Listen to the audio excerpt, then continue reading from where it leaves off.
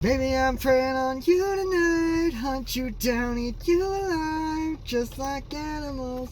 Animals like animals, moles. We know that song's a little weird now that things have come out about Animal Being, but I was too lazy but I came up with it like a month ago and I was too lazy to change it. Welcome back to StillerBros at the Movies, ladies and gentlemen, and welcome back to our third, somewhat annual Halloween spooktacular. And today we're celebrating by not going to a movie theater and not technically watching a movie. Yes, today we are talking about the latest Marvel thing, Werewolf by Night. The latest Marvel thing, but not by much, since the new episode of She-Hulk dropped yesterday, as we're recording this. Yes, and Daredevil is awesome, and I can't wait for Born Again. Yay! Look at you slut-shaming bastards. Anyway, Werewolf by Night. So, what can we tell you about Werewolf by Night? Not a lot? Not a lot. It's just another... Yeah, Werewolf by Night is an old horror comic series that came out in Marvel way back in the 1970s and 60s, where he was a werewolf at night. That's about it. His name is Jack Russell because comics. And yeah, that's about it. Werewolf by Night was a horror comic.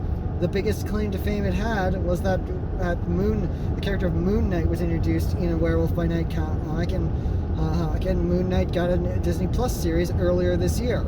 And then they were kind of keeping under wraps, but kind of sort of announced that they were working on a Halloween special. But they didn't explicitly say what it was.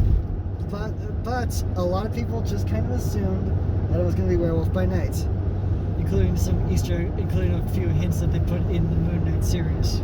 Though, of course, on top of everything else, they had also announced that the Nevers and Outlanders, Lord Donnelly, he was signed on, as well as Gael Garcia Bernal, who we probably talked about in our Coco video a few years back, about 6 years back, but I can't remember, and I don't really want to go back to that video.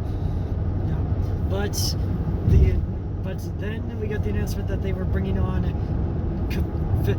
famed film composer Michael Giacchino to make his major studio directorial debut.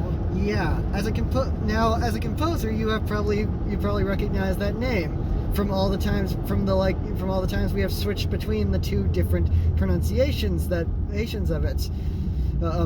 But of course, now that there are behind-the-scenes features where people are talking about how he is as a director, we actually have what we think is the definitive pronunciation memorized. Yes, but anyway, he is not. While he has been a very accomplished composer and is definitely one of the best composers working in film today. Just in the last year, he scored a Spider-Man movie and a Batman movie. And a Pixar movie. He's scored for video games, TV shows, everything in between. He's J.J. Abrams' go-to composer to the point that he wrote the score for all of J.J.'s movies until his Star Wars stuff. Yes, but he has dabbled in filmmaking before. There is a few short films he has done available, including one that is available on YouTube that features Patton Oswalt in a starring role.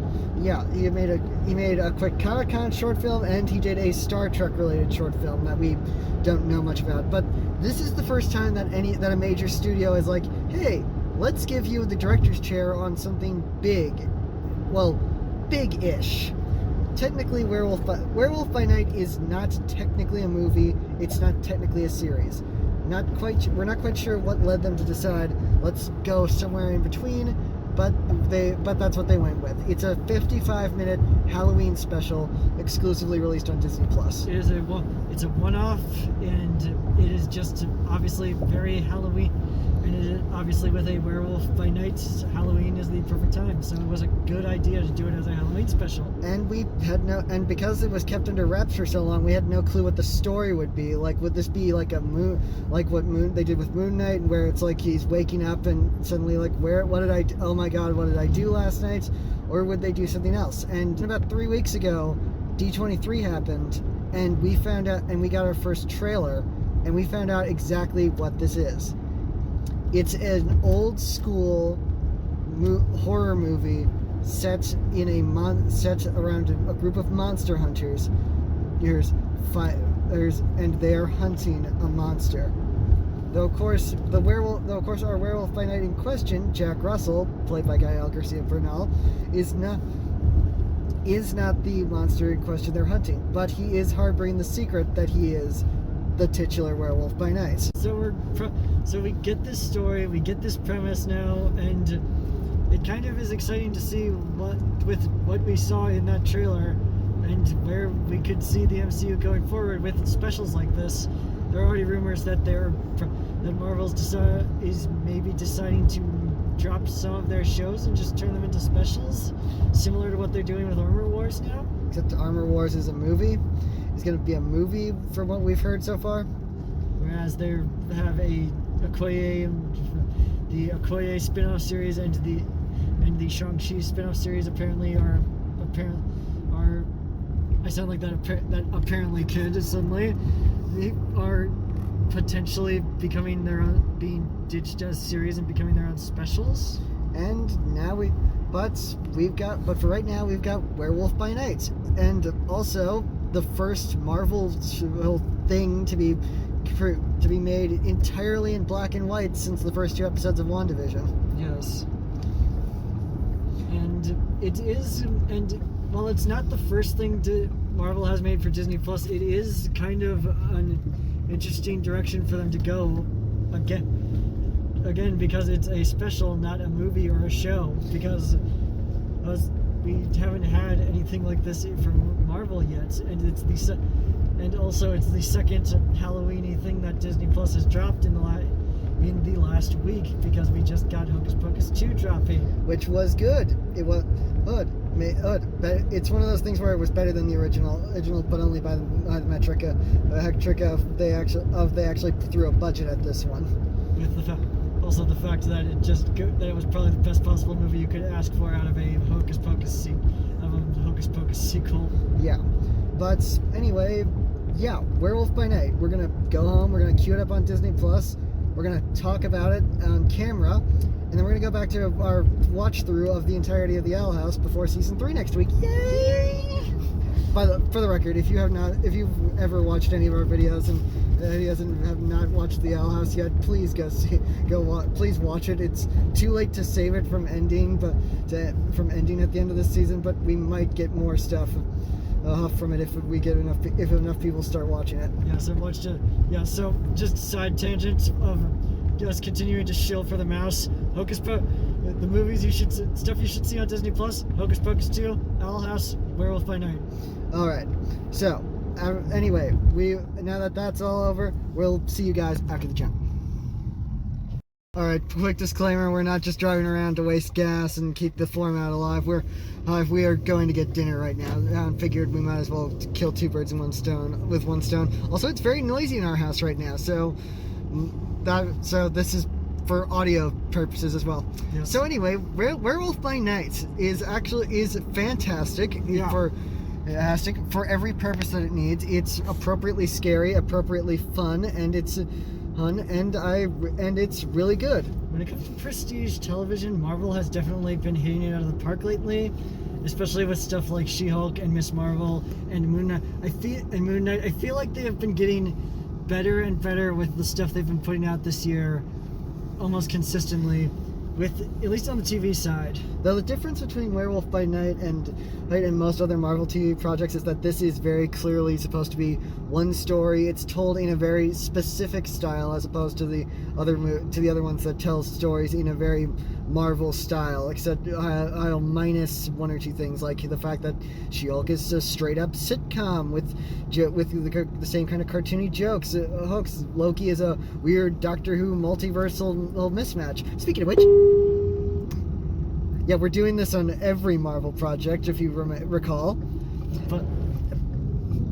But honestly, if I could think of any one criticism I could actually lobby towards Werewolf by Night at the moment, I think it's a little short for what they're going for. I mean, I honestly could have sat and watched this as a movie. But they really don't. there's really a lot out of it that could have been used. That they could have utilized more time with. Yeah, once again, the thing about it is not that I'm not saying that I want that it's time because it's like, oh, I love living in this world and I could spend way more time with these characters. I could, but it's my problem with the time is more. We spend so little time with characters and story elements and everything like that. That just kind of feels like we're there and then we're done. Yeah, it's a very it's short. It easily could have probably been 2 hours if they could have been stretched out to 2 hours if they really wanted it to be. Essentially, it feels like Act 1 is like 5 minutes of look at this character, look at this character, look at this character, look at this character.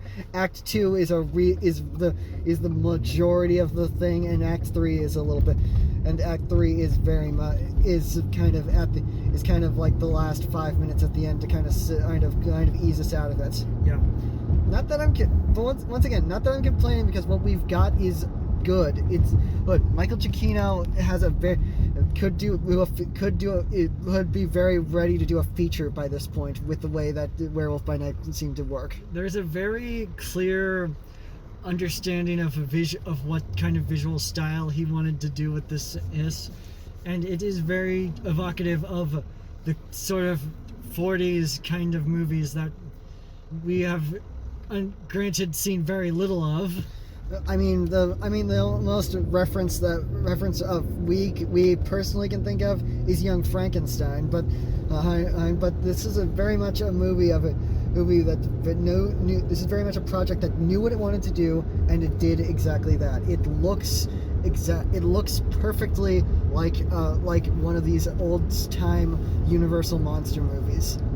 And it all the way down to adding the imperfections of film and of cigarette heartburns into what is clearly just digital frames. Yeah, and it has a kind of interesting use of practical effects too, with the way that the werewolf himself is portrayed. Yeah, the werewolf himself is created through what you normally get with Wolfman movies nowadays, where it's a combination of a guy in a practical suit and CGI enhancements when they absolutely need it. Oh, by the way, speaking of CGI enhancements, this is one of the bloodiest things that Marvel has ever made. Yes. Clearly one of the reasons why it's been black and white is because it is gory. I mean, if you thought Wanda limping around covered in Ultron blood was going to be the closest thing they got to a full-on blood splattering everywhere horror movie in the MCU, you got another thing coming. Yes. And it's a very unique take on the MCU because of that. Also, fun fact, 2 directors of Disney Plus projects are actually in front of the camera in this particular project. David Silverman, the director of the Simpsons movie, multiple episodes of the actual show The Simpsons, and currently all the Simpsons shorts for Disney Plus makes a quick appearance. And Kirk R. Thatcher, one of the lead directors for most of the currently running Jim Henson and Muppet projects, appears as an actual major character with dialogue and everything. Yeah. So but otherwise it's a cast of virtual lesser known actors. I don't want to call them unknown because some of these people have actually done stuff. Yeah, like we said, Lauren Donnelly did The Nevers and Outlander, and Gael Garcia Bernal has been around for a long time, like so long that we kind of recently watched a romantic comedy he starred in 20 years ago. In a restaurant with the sound off. I made a game to see if I could guess the plot. I was kind of off, but I was also pretty right.